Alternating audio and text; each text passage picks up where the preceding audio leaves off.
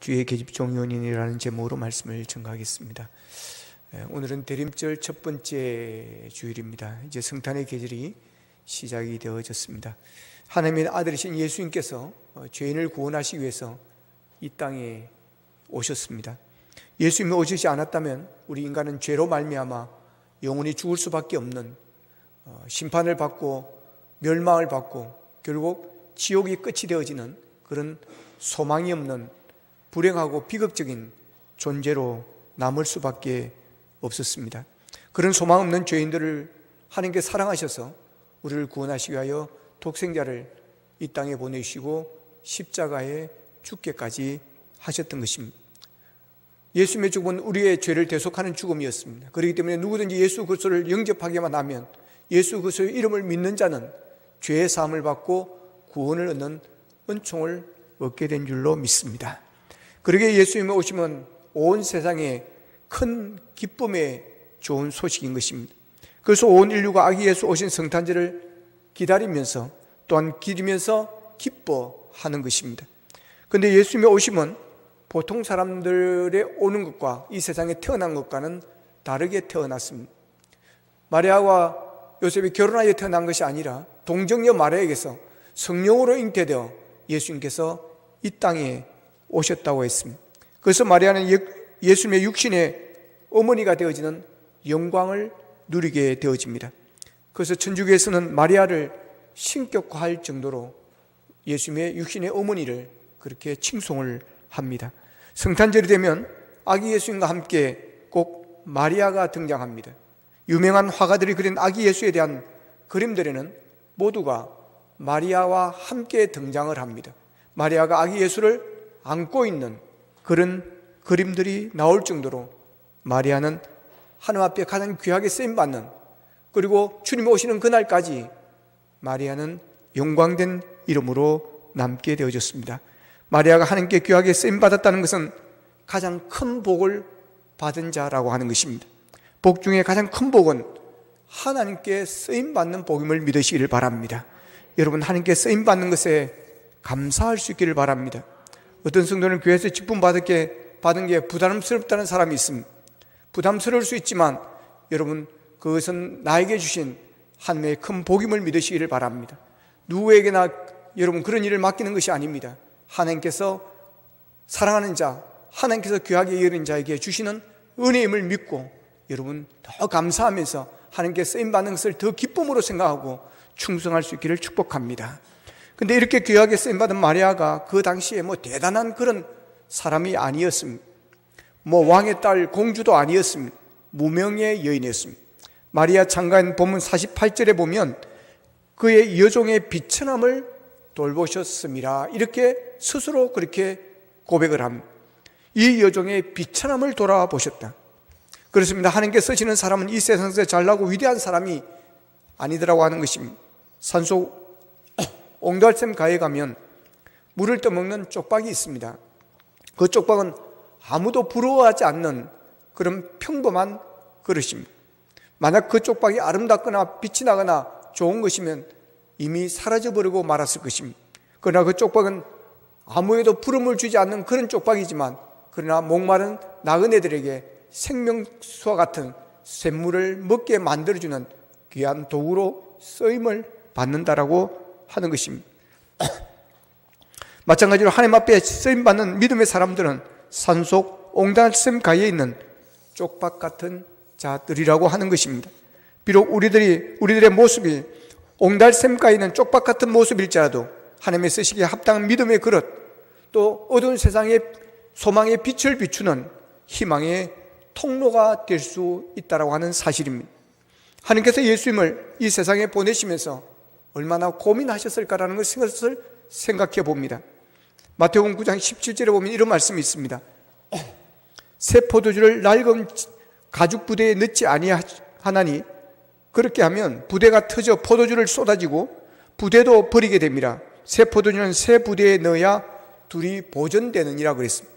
새 포도주의 맛을 살리기 위해서는, 그리고 새 포도주를 보존하기 위해서는 부대가 중요하다고 하는 것입니다. 새 포도주를 낡은 부대에 넣고 더러운 부대에 넣으면 새 포도주를 버리게 되어지는 것입니다. 뿐만 아니라 낡은 포도주에 넣으면 부대에 넣으면 낡은 부대가 터져버려서 포도주를 다 쏟아버리게 되어진다라고 하는 것입니다. 그래서 새 포도주는 새 부대에 넣어야 된다고 하는 것입니다.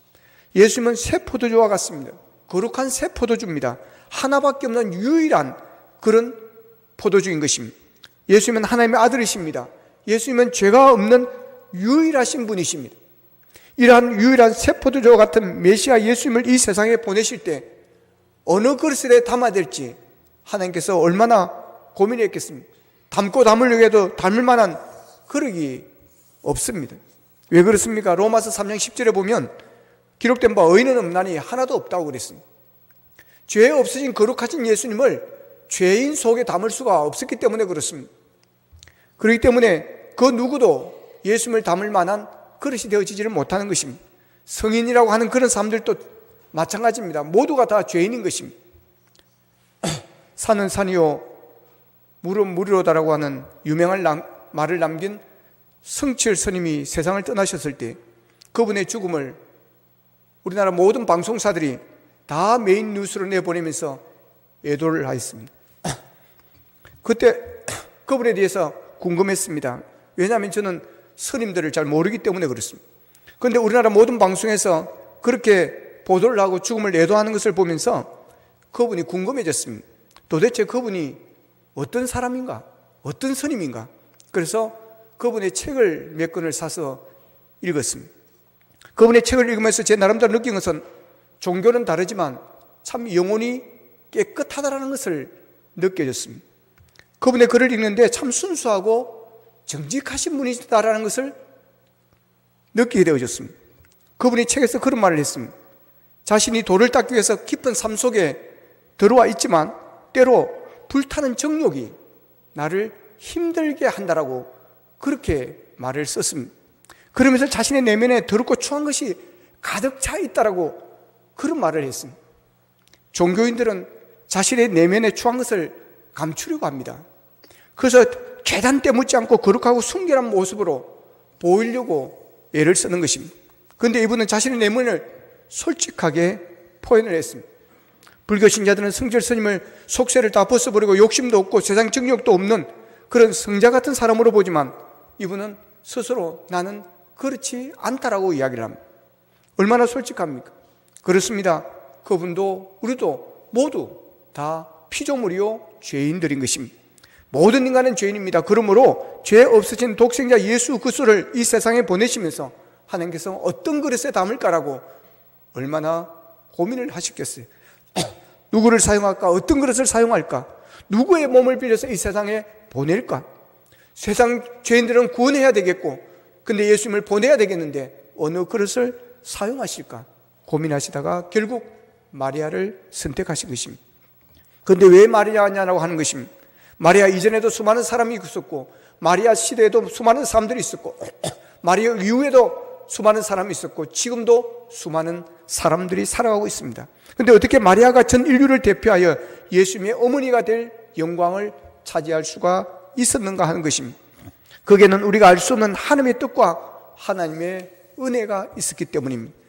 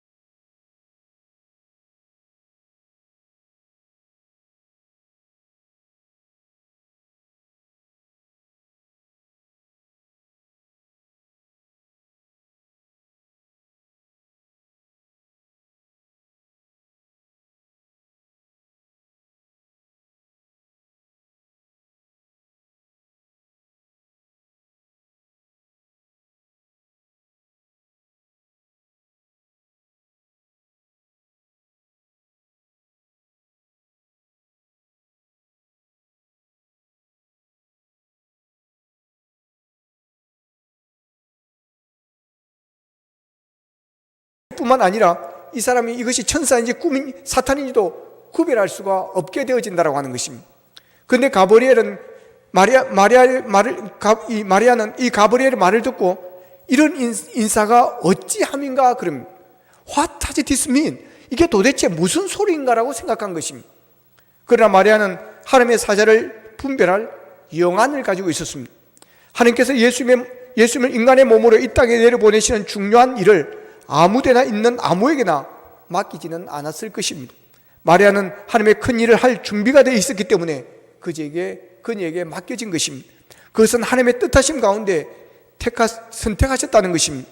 마리아는 천사를 알아볼 만큼 영의 눈을 뜬 사람이었고 예수님의 어머니가 될 준비가 되어 있었기 때문에 하나님께서는 마리아를 선택하셨다는 것입니다. 가끔 기도하고 갑자기 응답받았다면서 환상을 보았다면서 시끄럽게 떠들면서 교회 질서를 무너뜨리는 그런 사람이 있는 것을 보았습니다. 물론 하나님은 환상 중에 말씀하시지만 정말 하나님의 말씀을 들은 사람은 그렇게 요란스럽게 굴지 않습니다. 침묵하며 더욱 겸손하게 하나님께 감사하면서 잠잠히 그 말씀하기 앞에 순종하는 것입니다. 마리아는 천사를 천사로 분별할 수 있었고 천사의 계시가 하나님부터 온 계시라는 것을 그는 알았습니다. 그래서 본문 31절에서 마리아는 보라 네가 잉태하여 아들을 낳으리니 그 이름을 예수라 하라는 이 가브리엘의 말에 38절에 보면 주의 여종이오니 말씀대로 내게 이루어지이다 그럽니다. 따라합시다. 주의 여종이오니 말씀대로 내게 이루어지이다. 여자를 빼고 해야 맞겠습니다. 다시 하겠습니다. 주의 종이오니 말씀대로 내게 이루어지이다. 할렐루야. 여러분, 이 마리아는 가브리엘의 말을 듣고 온전히 자신을 내어줍니다. 이는 평상시에도 하나님의 뜻이 자신을 통해서 이루어지게 해달라는 갈망이 있었기 때문에 가능한 것입니다. 그리고 마리아는 하나님의 뜻을 깨닫고 그것을 이행하기 위해서 자신을 희생할 각오를 합니다. 자신의 목숨을 그는 그런 각오를 합니다. 예수님 당시의 결혼 풍습에는 약혼은 우리 생각과 우리가 지금 하는 이런 약혼과 좀 다릅니다. 예수님 당시의 약혼은 완전한 결혼은 아니었지만 사회적으로 결혼과 동등한 효력을 가졌던 것입니다.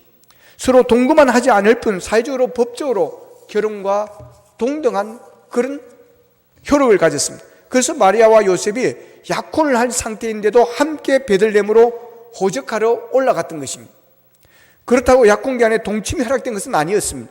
아직 결혼하지 않았을 때 아이를 가졌다면 돌에 맞아 죽음을 당할 그런 위험이 있는 그런 시대였습니다.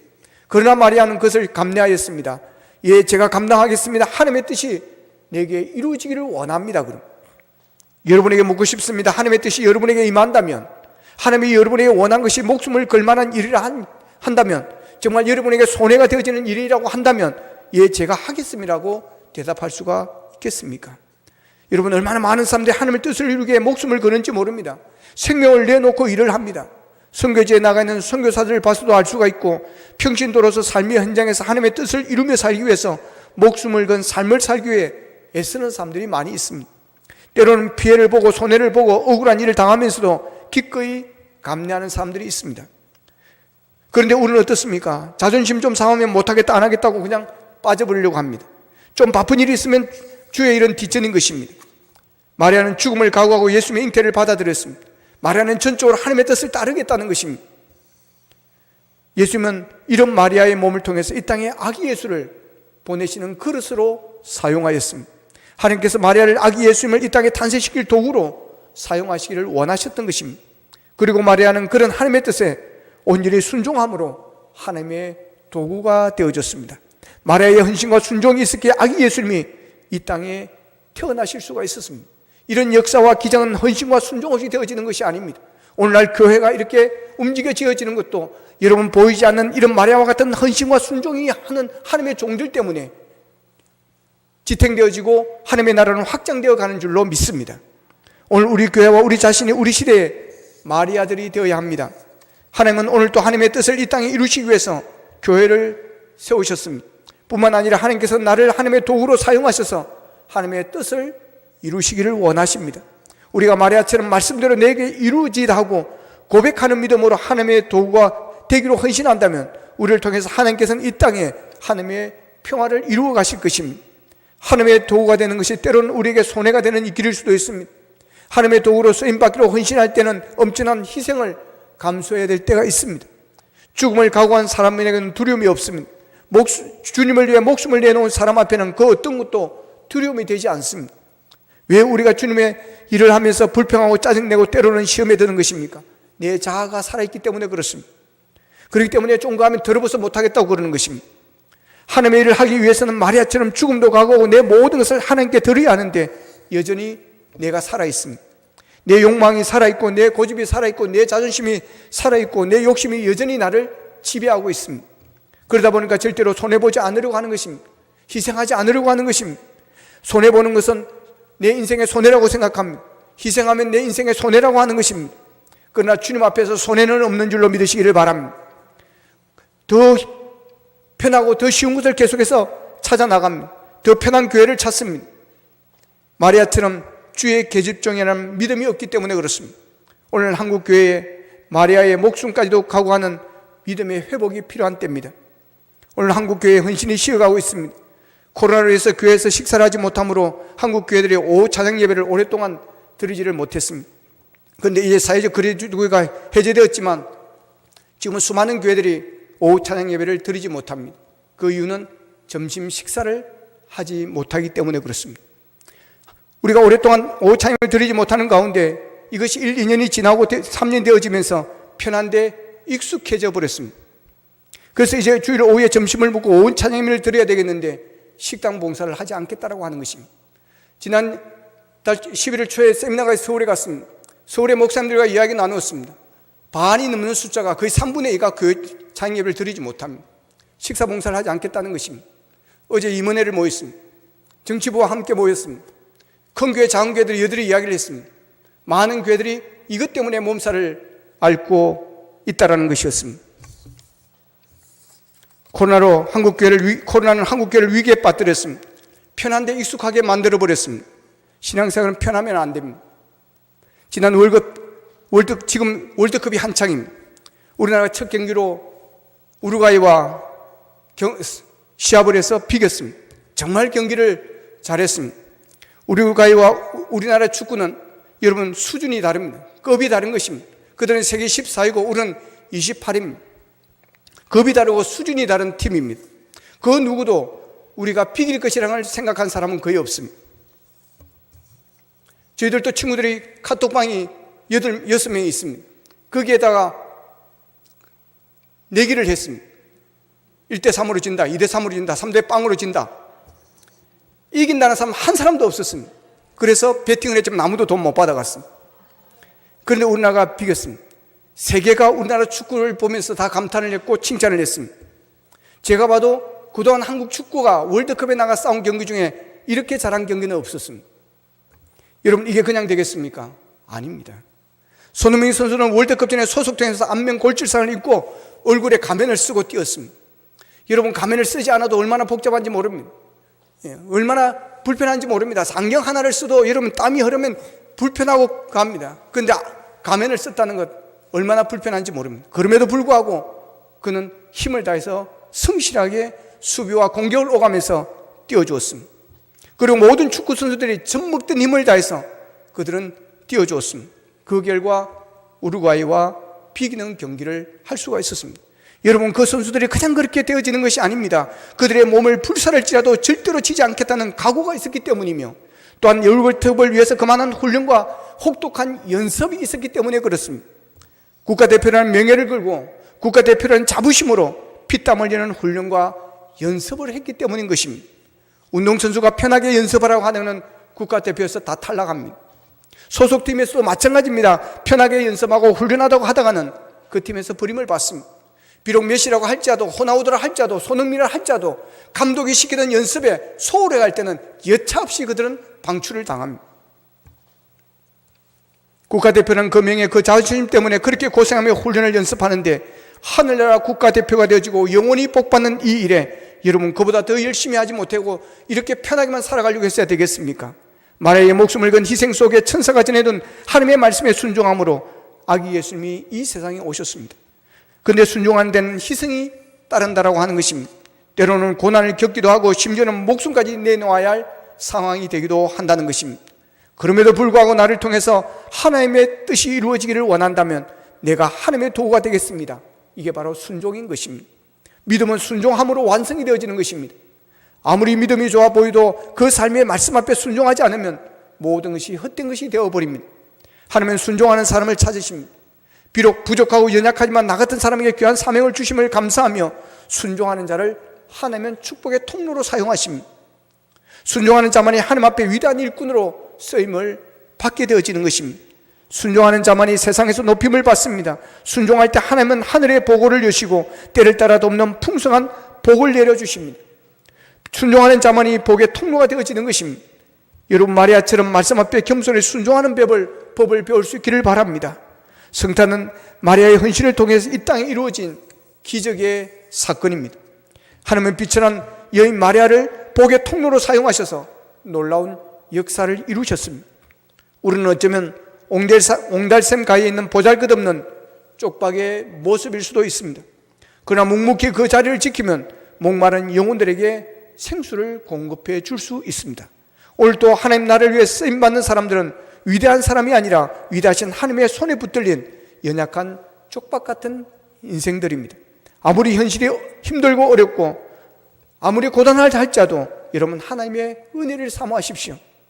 그래야 이 비천한 마리아가 하나님의 은혜를 입었던 것처럼 여러분 모두가 하나님의 은혜를 입어 마리아처럼 하나님께 위대하게 쓰임받고 예수 그리스도가 우리 안에 함께하는 은혜가 있기를 바랍니다. 그래야 이번 성탄 계절을 통해서 우리를 통해서 하나님의 평화가, 그리고 우리를 통해서 그리스도의 사랑이, 우리를 통해서 그리스도의 복음이 흘러나가는 복의 통로가 되어질 수 있기를 주님의 이름으로 축원합니다. 말씀 붙들고 함께 기도하기를 원합니다. 하나님의 뜻에 순종하기를 원합니다. 뜻이 이루어지기를 원합니다. 우리를 통해서 하나님의 역사가 일어나기를 원합니다. 아버지 하나님, 마리아와 같은 헌신과 아버지 마리아와 같은 목숨을 건 결단과 각오가 우리에 있기를 원합니다. 편하게 사는 자가 아니라, 편하게 신앙생활하는 자가 아니라 아버지 하나님을 위해서 충성하고 헌신하는 것이 우리에게 큰 기쁨이 되게 하여 주시고 큰 영광이 되게 하여 주시고 그 결과에 아름다운 풍성한 열매가 있음을 믿고 기뻐하며 주를 위해서 헌신할 수 있도록 도와주옵소서. 마리아에게 베푸시는 그 은혜를 우리에게 주시옵소서. 은혜를 사모합니다. 은혜를 부어주셔서 하나님의 은혜로 복 있는 자, 축복의 통로로 살아가게 하옵소서. 다 같이 기도드리겠습니다. 사랑하신 아버지 하나님, 감사하고 감사합니다. 아버지 하나님, 이 땅에 오신 예수 그리스도 아버지 마리아를 통해서 이 땅에 오셨습니다. 그는 비록 비천한 여인이었습니다. 무명의 여인이었습니다. 그러나 하나님의 은혜를 입고 하나님의 은혜가 함께함으로 그는 이 세상의 가장 위대한 자가 되었고, 그는 이 세상에 가장 위대하게 쓰임받는 자가 되었고 가장 복 있는 자가 되어졌습니다. 아버지 하나님, 그는 주를 위해서 온전히 드렸습니다. 아버지 희생하였습니다. 하나님 목숨을 건 각오를 하였습니다. 자신을 온전히 드렸습니다. 아버지 하나님, 우리에게 이런 믿음이 있기를 원합니다. 그래야 하나님 앞에 은혜를 입은 자 되게 하여 주시고 쓰임받는 도구가 되게 하여 주시옵소서. 감사합니다.